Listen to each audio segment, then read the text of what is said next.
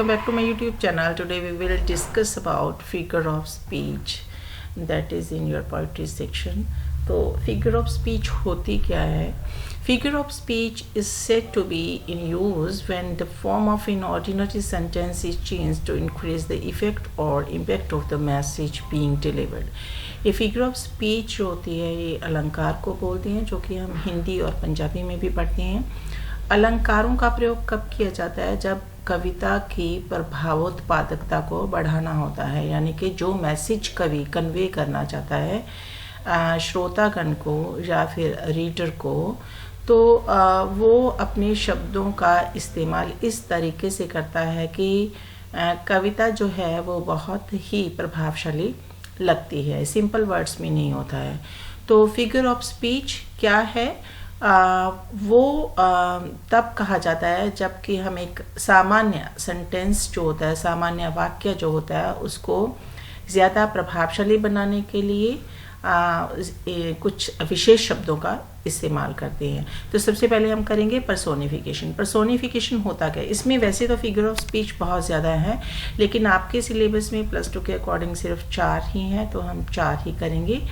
Personification, when an object is not alive is given human qualities is called personification। कि जब किसी ऐसे object का जो है जो जीवित नहीं है में ऐसी क्वालिटीज़ डाल दी जाती हैं जो कि एक जीवित प्राणी में होती हैं, तो वहाँ पे हम कहते हैं कि पर्सोनिफिकेशन है। For example, I am the bread of kindness and the flower of beauty. आपकी फर्स्ट पोएम है द प्रेयर ऑफ वुड्स। तो उसमें जो पूरी की पूरी कविता है, उसमें जो वुड्स हैं वो बात कर रहे हैं इंसान के साथ, यानी कि ट्रीज जो हैं वो बात कर रहे हैं इंसान के साथ, ठीक है। तो उसमें ट्री क्या कहता है? I am the bread of kindness and the flower of beauty. तो इसमें जो ट्री है उसको एक जीवित प्राणी की तरह बातचीत करते हुए दिखाया गया है, इसलिए यहाँ पे फिगर ऑफ स्पीच क्या होगा? पर्सोनिफिकेशन होगा। Second one is alliteration.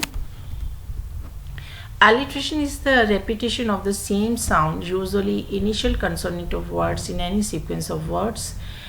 जहाँ पे आप कविता के किसी भी पंक्ति को पढ़ते हैं, किसी भी लाइन को पढ़ते हैं, और वहाँ पे एक जो साउंड ऑफ कॉन्सोनेंट है वो रिपीटेडली आ रहा है उस लाइन में, तो वहाँ पे हम कहेंगे कि फिगर ऑफ स्पीच जो है वो एलिट्रेशन है। For example, she sales sea shells. तो यहाँ पे एस जो है वो बार बार रिपीट हो रहा है, इसलिए यहाँ पे फिगर ऑफ स्पीच क्या होगा? एलिट्रेशन। नेक्स्ट है सिमिली। सिमिली क्या होगा? Clear comparison between two different things, actions और feelings using the words as और लाइक। अब सिमिली जहाँ पे एज और लाइक वर्ड्स का यूज़ किया जाता है किसी दो अलग अलग चीज़ों के बीच में कंपैरिजन करने के लिए, तो वहाँ पे हम कहते हैं कि यहाँ पे फिगर ऑफ स्पीच सिमिली है। For example, her hair was as golden as the sun.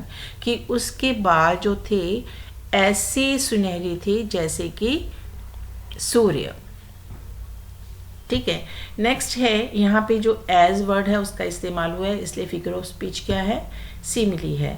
Metaphor, where there is a comparison between two different things which share something in common। यहाँ पे अब दो अलग अलग चीज़ों के बीच में कंपैरिजन किया गया होता है, लेकिन यहाँ पे हम एज एंड लाइक वर्ड जो है उसको एलिमिनेट कर देते हैं, इनका प्रयोग नहीं होता है।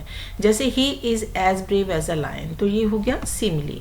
अगर हम किसी को लायन के जैसा ऐसा कहने की बजाय अगर हम कहें कि वो शेर है, ही इज़ अ लायन, तो ये मेटाफर हो गया। यहाँ पे हमने इनडायरेक्ट बात को नहीं कहा, डायरेक्टली कह दिया that he is a lion.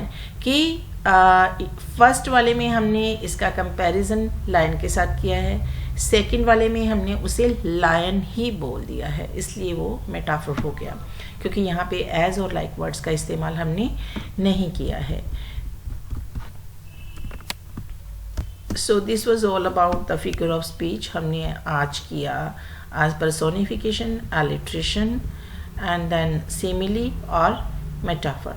अभी सिमिली और मेटाफर में आपको फ़र्क पता लग गया होगा। जो सिमिली है वहाँ पे एज और लाइक वर्ड यूज़ होंगे, और जो मेटाफर है वहाँ पे एज और लाइक वर्ड को एलिमिनेट कर दिया जाएगा, वहाँ पे उनका इस्तेमाल नहीं किया जाएगा, ठीक है। आई रिपीट, पर्सोनिफिकेशन जो होता है उसमें किसी नॉन लिविंग थिंग का में जो है क्वालिटीज़ कौन सी डाली जाती हैं, जैसे कि लिविंग थिंग में होती हैं या ह्यूमन क्वालिटीज़ होती हैं, ठीक है। एलिट्रेशन में क्या होगा, इसमें जो कोई भी कॉन्सोनेंट है वो रिपीटेडली यूज़ किया जाता है, और सिमिली में एज एंड लाइक होता है, और मेटाफर में एज एंड लाइक जो है उनका इस्तेमाल नहीं होता है।